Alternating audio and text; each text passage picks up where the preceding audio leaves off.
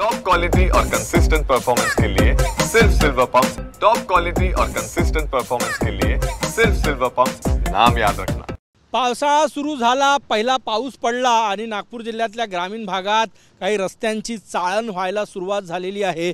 मी सध्या आहे शंकरपूर परिसरामध्ये आणि नागपूर शहर आणि ग्रामीण भागाला जोडणारा हा महत्त्वाचा रस्ता आणि आपण बघू शकतो पावसात किती मोठे खड्डे या रस्त्यावर आपल्याला पाहायला मिळतात।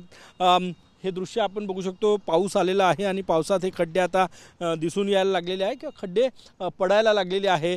हा आपण खड्डा बघितला बघा, 4-4, 5-5 फुटाचे लांब असे हे खड्डे आहे। आधी उन्हाळ्यातही हा रोड खराब होता, रोडवर खड्डे होते, लोकांना प्रचंड मनस्ताप सहन करावा लागत होता। आता पाऊस आल्यानंतर त्याची तीव्रता जी आहे ती आणखी वाढलेली आहे, लोकांना त्रास होत आहे।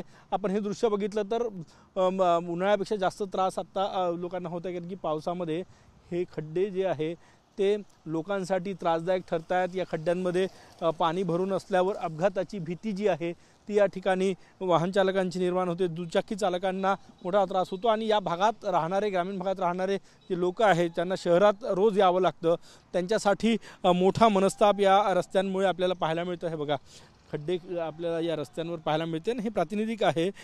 बऱ्याच भागामध्ये ग्रामीण भागातल्या रस्त्यांवर काही खड्डे आपल्याला दिसून येत आहे। कॅमेरामॅन सचिन सयामसह गजानन नुमाटे, TV9 मराठी, नागपूर।